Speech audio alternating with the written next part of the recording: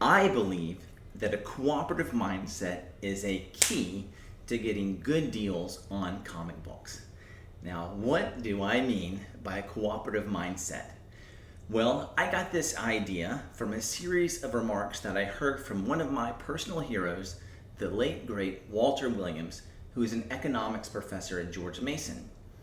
And I once heard him talking about how many people think that the market or business is a zero-sum game. In other words, they think that business creates a situation where there's inherently winners and losers. So that if someone, whether it's Amazon or Walmart, wants to gain profits, then somewhere along the line it means that someone is losing. But Williams makes the case that the market is not a zero-sum game, but that instead it is a positive sum game where there's not winners and losers, but there's winners and winners. Because he makes the claim that when two parties engage in a transaction in a free market, that both of them leave that transaction with something more valuable to them than what they brought to it. And so they both end up as winners.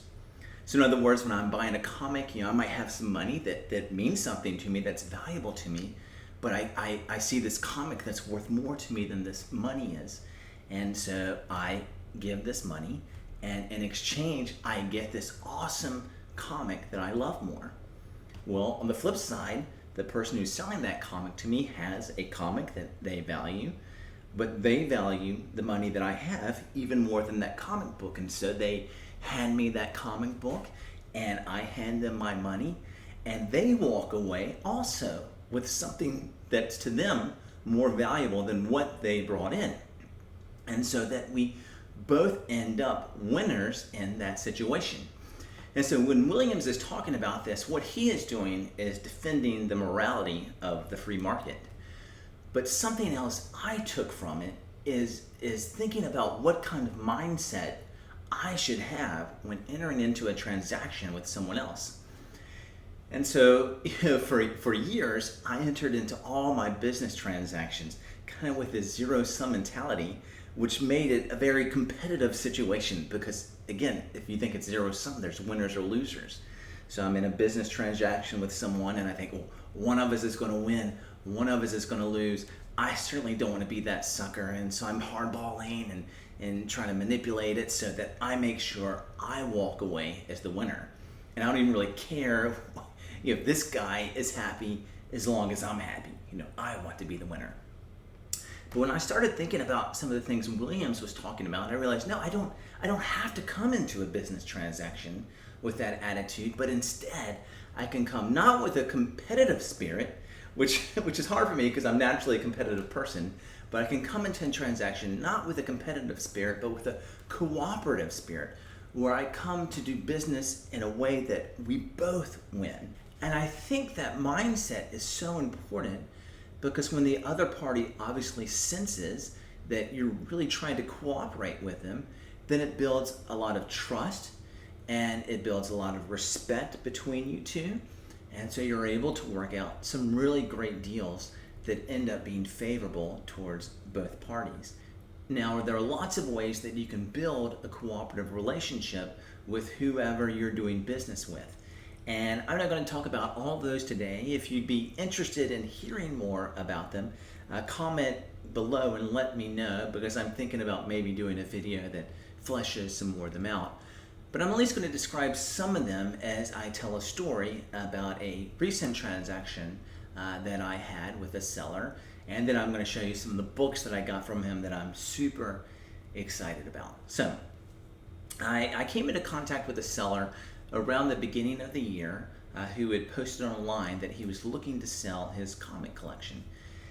And so I reached out to him and asked him, hey, do you have a list of what you're looking to sell? And so he sent it to me, and I knew the price he was looking to get for the collection. And there are a lot of awesome books, but not quite enough for me to buy the whole collection because it was a ton of comic books, so it was a high price. But I asked him, hey, well, would you consider selling parts of this collection? And he said he definitely would. And I said, well, there's lots of books that I'm looking for here. And I said, you've really built up a really nice collection. And so that's one thing I do to help build a sense of cooperation between someone I'm especially trying to buy from. I often compliment their collection. And not in any kind of flattery, disingenuous way, but sincerely. I want to show respect for them. Because I primarily buy from private sellers. Personally, don't buy a lot off of eBay or at comic shops or things like that, but usually from private sellers who are looking to unload their collection. And of course, they've put usually years and tears and sweat into putting this collection together. And I really want to show my respect for that. And again, if somebody feels respected, then they're obviously going to respect you in return. And then they're going to be more willing to work with you on a deal. So, I mentioned, hey, man, you've put together a really nice collection. And again, very sincere about that. I meant it. And I said, there's lots of books that I'd like to buy over time. I certainly can't afford them all right now, but I will give you a list of the books that are highest priority for me. And then hopefully we can work out a deal for those. And then if we can do that, then maybe a few weeks or months down the road, if you've still got some of these other books, then maybe we can work out a second deal. And so we did that. Months ago, we worked out a deal, and it fully actually just came together a month and a half ago probably. And I was able to buy almost all the books that were on the top priority list. There's one I'll get to that I didn't buy. And you might have seen this. I did a video on the haul from it. Got some really awesome books. The one that I like the most is Thor 134. That has the first appearance of the High Evolutionary, who of course is going to be the main antagonist in the Guardians of the Galaxy 3 movie, and I'm really excited about that. And so he obviously mailed them to me after I sent him the money. And then when I got the books, a second thing I usually do when I'm doing business with someone, just an email or something like that, thanked him for the books. It's not necessary. Obviously I've given him money, but again, I really want to show appreciation and show that you've helped me win. You've put some books in my hands that I really wanted, and I'm really grateful for that. And that's one of the other things I think about seeing, business as a positive sum game. It just makes you more grateful because you realize, oh wow, I got something that I really like, and that makes me happy. And I didn't deserve this. I didn't deserve these comics. I'm not entitled to these comics, but I got them, and I'm really grateful to that. And so I want to express that to people I buy from. And then of course, again, that's something that makes them feel respected, makes them feel appreciated, and it continues to build this sense of cooperation. And so I did that. I let them know, hey, I'm really thankful for these books, really, really happy about them, except for one, that when I got it, it had a tear on the back cover, maybe a fourth. It was a pretty significant tear. Now, I could have gotten really heated and upset and been like, what are you trying to do? Pull one over on me? But instead, I stayed calm. I thought to myself, hey, I think we've built a good cooperative relationship. We've exchanged lots of texts, even talked on the phone once. And I'm pretty sure it's just an honest mistake. It's on the back cover. You probably just looked at the front and, hey, this is in pretty good shape, and just missed it. So I just took a picture and I texted it to him and said, hey man, notice this was the condition of the back cover. It's not a huge deal, but what do you think we can do about it? So obviously let him know, but again, in a very respectful way, in a way where I wasn't like, hey, what's going on? Trying to be antagonistic, but again, trying to maintain this positive relationship that we've been working on. And so of course, since I had that attitude, and he's a good guy too, he was apologetic and was like, oh man, I missed it. I didn't know that. And so he gave me the opportunity that I could return the book for a full refund, or he could tell me what I think it's worth, and then he would either send me the money or discount the second order by that amount.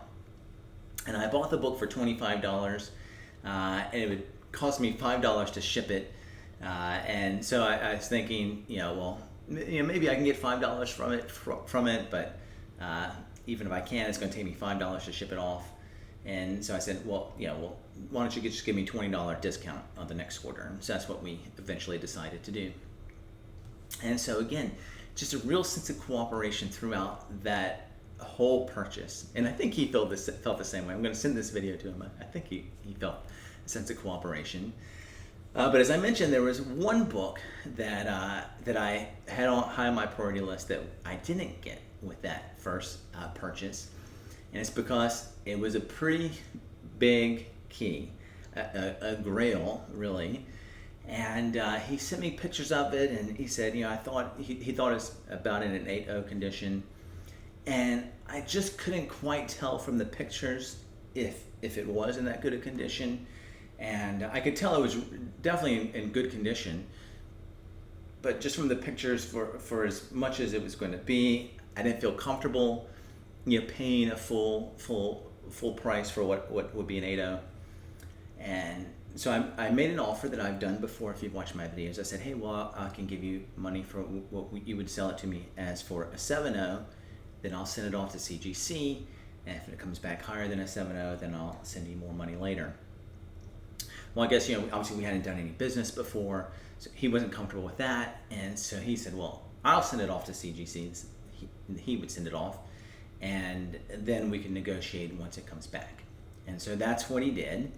And it did come back, and we were able to work out a deal on it. And he gave me first choice at this. Again, this is a great thing about developing a cooperative relationship with someone. If you've earned their trust, they're often going to give you the first choice on their books. And so it's this one, Iron Man #1.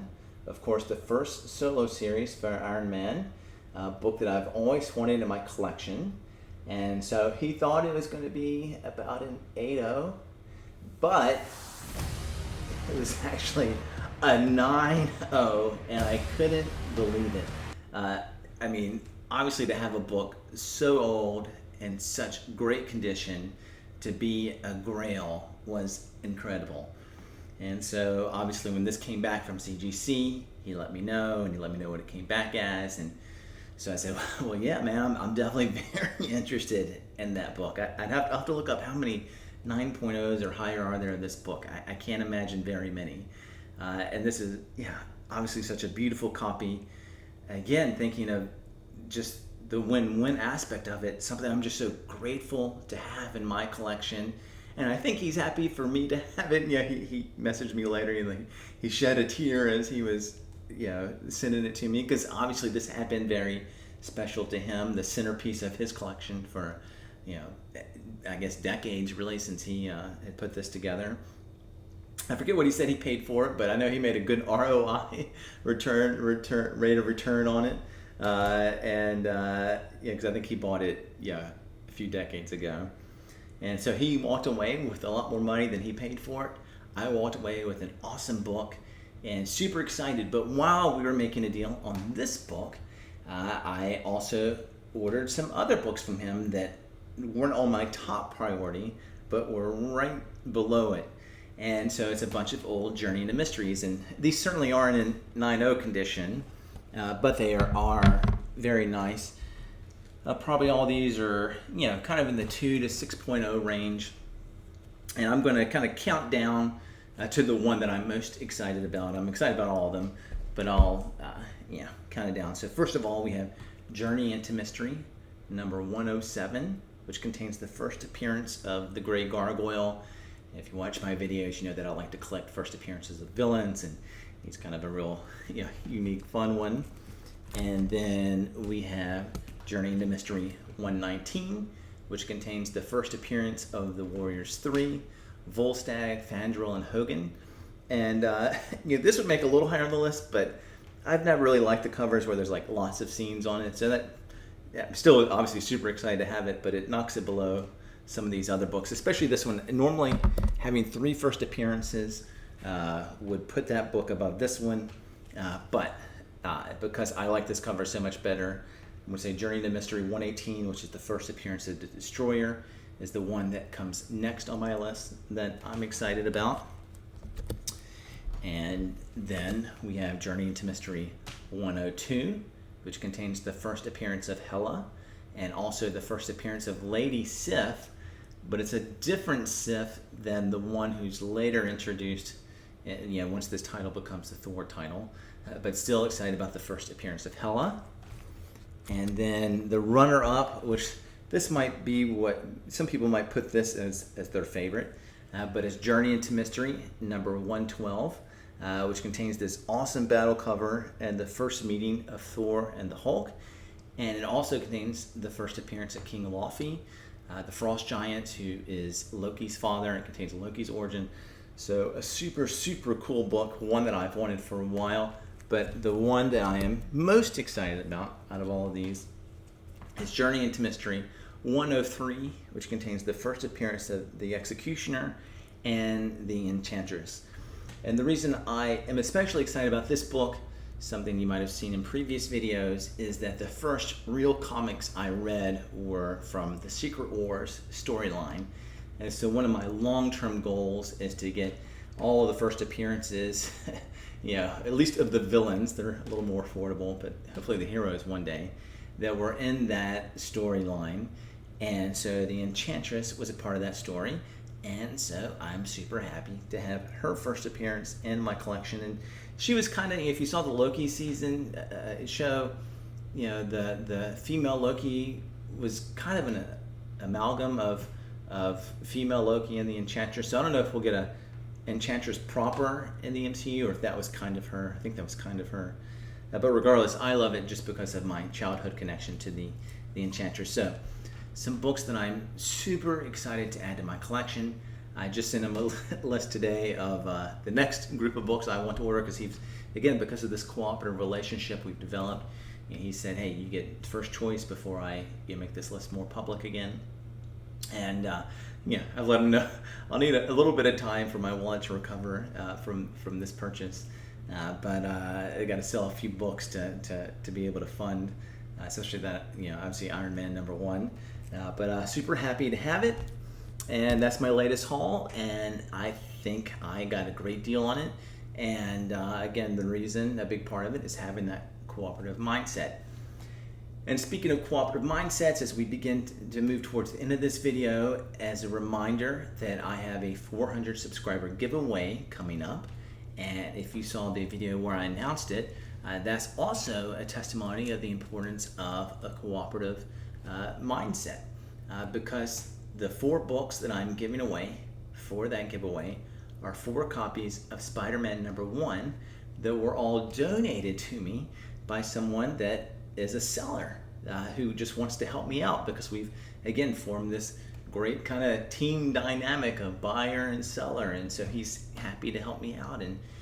And so I encourage you all, when you're going into your business dealings, whether you're buying or selling, really seek to be win-win in it.